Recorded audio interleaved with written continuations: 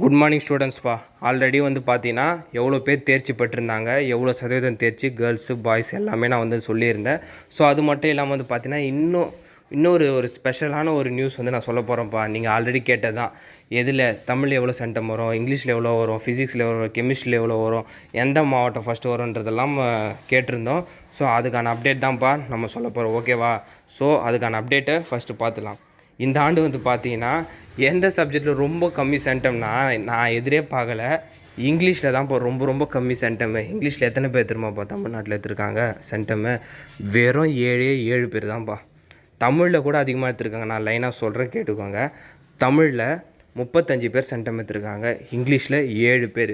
ஃபிசிக்ஸில் வந்து பார்த்தீங்கன்னா 633 பேர், கெமிஸ்ட்ரியில் வந்து பார்த்தீங்கன்னா 471 பேர், பயாலஜியில் 652 பேர், மேக்ஸில் நிறைய பேர் சென்டம்ப்பா. மேக்ஸில் இந்த வாட்டி நிறைய அதிகமாக வந்திருக்கு. மேக்ஸில் எவ்வளோ பேர்னா 2587 பேர் சென்டம் எடுத்திருக்காங்க, ஓகேங்களா? ஸோ வந்து பார்த்தீங்கன்னா இந்த ஆண்டோ தமிழ் இங்கிலீஷில் வந்து சென்டம் வந்து ரொம்ப கம்மியாக தான் வரும். நான் சொல்லியிருந்தேன் வீடியோஸ்லேயே. ஏன்னா கரெக்ஷன் பண்ண ஸ்டாஃப்ஸ் வந்து பார்த்தீங்கன்னா பெரும்பாலும் சென்டம்ஸ் வந்து போடலை, 1 மார்க் 2 மார்க் மிஸ் ஆகிடுச்சு. அதனால் கம்மி சென்டம்ஸ் தான் வரும் சொல்லியிருந்தேன். நம்மளால் எல்லா டியூட்டிக்கு போகிற ஸ்டாஃபே நம்ம கேட்க முடியாது, ஒரு சில ஸ்டாஃபை தான் நம்ம கேட்க முடியும், ஓகேங்களா? ஸோ நான் அதை வச்சு தான் நான் சொன்னது, ஓகேங்களா? ஸோ அது மட்டும் இல்லாமல் தமிழ்நாட்டில் எந்த மாவட்டம் தெரியுமாப்பா ஃபஸ்ட்டு வந்திருக்கு தேர்ச்சியில்? நம்ம திருப்பூர் மாவட்டம் தான்ப்பா வந்திருக்கு. திருப்பூரில் 97.45%, அதாவது 97.45% திருப்பூர் ஃபஸ்ட்டு.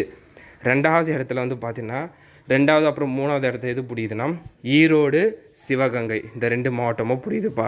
எவ்வளோ சதவீதம் தேர்ச்சின்னா 97.42% தேர்ச்சி பெற்றிருக்காங்க, ஓகேங்களா? ஸோ இவங்க இது அடுத்து லாஸ்ட் வந்து பார்த்தீங்கன்னாப்பா, இந்த வாட்டி வேலூரோ ராணிப்பேட்டையோ வரல, அதுக்கு பதிலாக திருவண்ணாமலை வந்திருக்குப்பா லாஸ்ட் இடத்துல 90.47%. ஸோ வந்து பார்த்திங்கன்னா இதுதான்ப்பா டாப் அண்ட் லாஸ்ட்டில் வந்துருக்கிற மாவட்டங்கள். மற்ற மாவட்டங்களை ஏறத்தாழ ஒரு 92-93% அந்த மாதிரி தேர்ச்சி அடைஞ்சிருக்காங்க, ஓகேங்களா?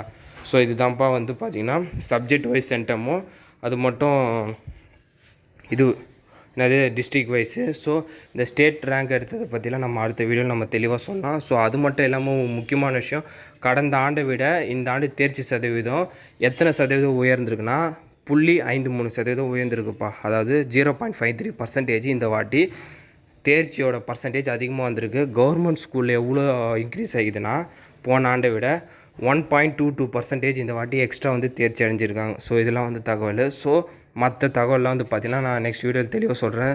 இந்த அப்டேட்டை மறக்காமல் உங்கள் ஃப்ரெண்ட்ஸ் அண்ட் ஸ்டூடெண்ட்ஸ்க்கு ஷேர் பண்ணி விட்ருங்க.